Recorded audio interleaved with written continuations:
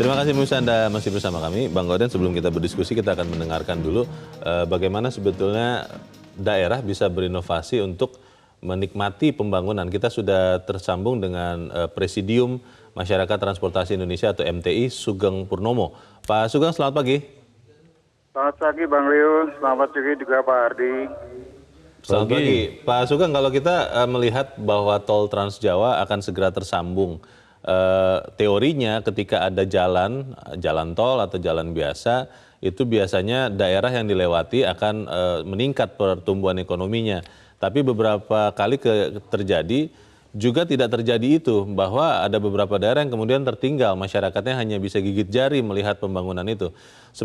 Sebetulnya seperti apa yang harusnya dilakukan terutama orang di daerah, Pak, untuk bisa menikmati pembangunan ini, Pak Sugeng? Ya, pertama saya ingin menyampaikan apresiasi kepada semua pihak yang sudah menyelesaikan dalam tanda kutip pembangunan jalan tol. Ini dari katakanlah Merak sampai Banyuwangi nantinya ada 1.100 km. Yang tersisa tinggal katakanlah 160 km. Saya rasa bisa dikejar dalam beberapa waktu. Dan memang ini ibaratnya menyelesaikan yang tersisa, ya. Sekaligus merealisasikan yang lama direncanakan. Iya, iya. Ini memerlukan tekad dan komitmen yang konsisten. Kalau enggak bakal jadi ini barang, gitu ya.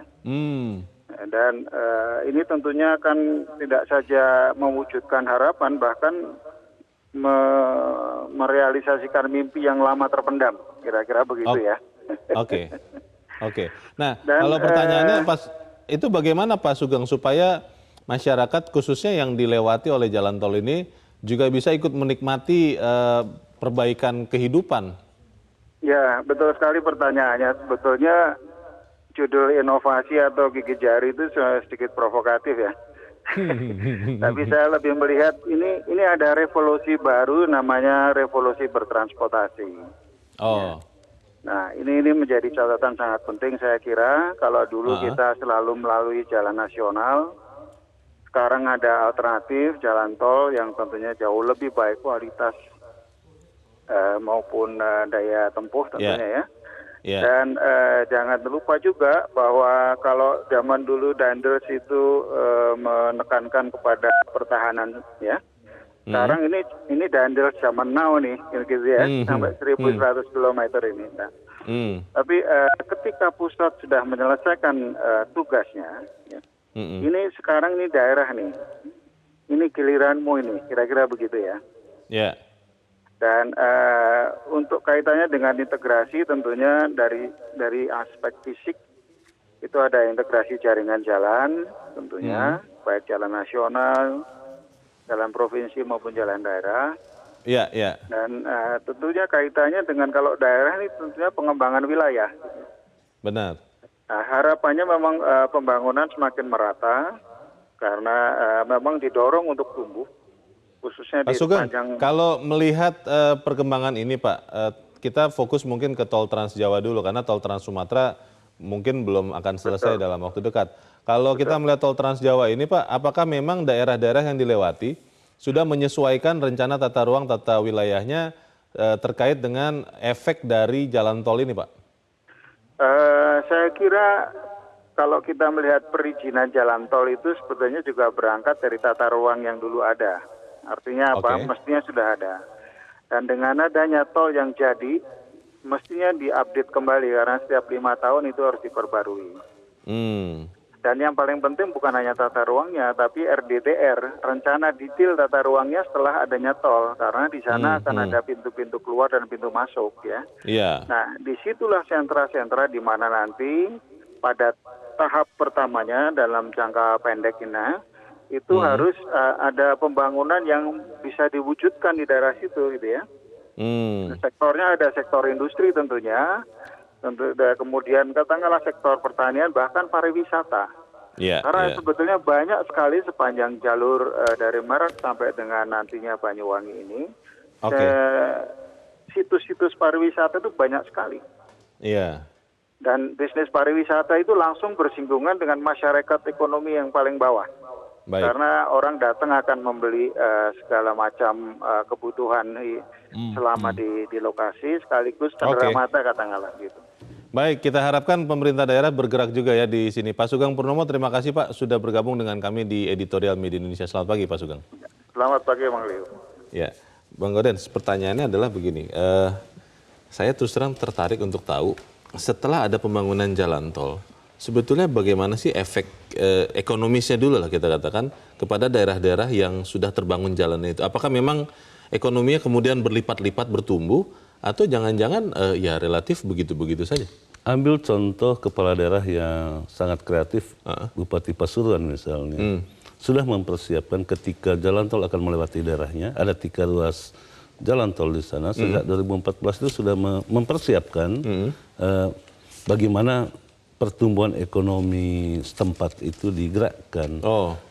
Karena itu pada 2014 misalnya di Pasuruan itu, dari target 3 triliun PAD-nya naik menjadi 10 triliun. Dari 3 triliun pendapatan asli daerah naik jadi 10 triliun? 10 triliun. Dalam waktu berapa lama itu Bang? Setahun itu aja. Oke. Sekarang udah sampai 17 triliun PAD-nya di sana. Itu artinya memang kalau kepala daerahnya kreatif, dia bisa memanfaatkan. Nah, pertanyaannya apa yang bisa dilakukan oleh kepala daerah? Itu kan pertanyaan besarnya. Nah, tentu di daerah itu kan ada yang disebut kawasan industri. Apakah kawasan industri itu didekatkan dengan jalan tol? Atau kepala daerah berinisiatif untuk membuka akses dari jalan tol menuju kawasan menyambungkannya industri. Ya. Menyambungkannya. Nah itu pertanyaannya adalah sudah di sepanjang jalan tol Trans Jawa ini sudah berapa banyak kepala daerah yang kemudian benar-benar proaktif untuk memanfaatkannya? Kita akan bahas di bagian berikut Bang Gaudens. Pemirsa tetap bersama kami, Editorial Media Indonesia segera kembali.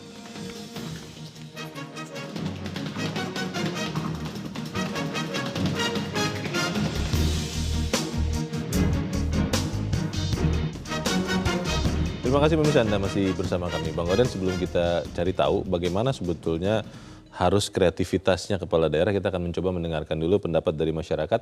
Kita sudah terhubung dengan pemirsa Metro TV di Jember, Jawa Timur, ada Pak Iwan. Pak Iwan, selamat pagi Pak. Pak Iwan, selamat pagi. Halo, Pak Iwan. Kelihatannya masih belum bisa tersambung. Kita akan mencoba menyapa pemirsa Metro TV berikut. Ada Pak Nugroho di Jakarta. Pak Nugroho, selamat pagi Pak. Selamat pagi Bung Gaudens, selamat pagi Bung Leonard, selamat pagi Pak Nugroho. Silakan Pak. Ini luar biasa Pak.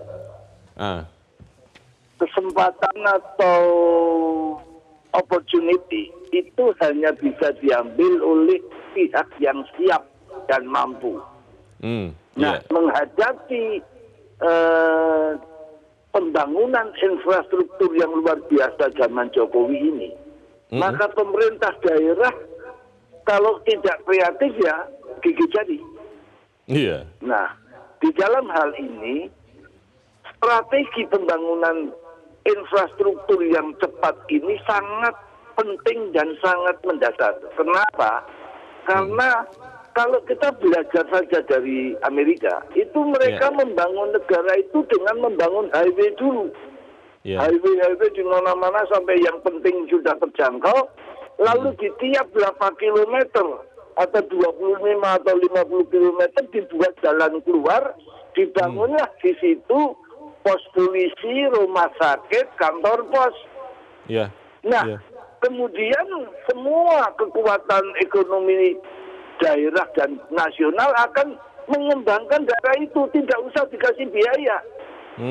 Jadi dengan demikian kekuatan ekonomi bangsa akan berpartisipasi, tidak usah biaya, karena itu akan pinter sendiri orang itu. Jadi kalau kita melihat ini sangat penting untuk kemajuan strategi baik pertahanan ekonomi maupun budaya.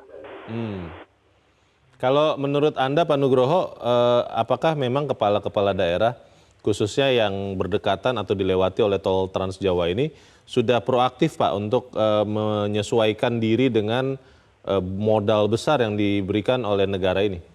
Kayaknya belum banyak yang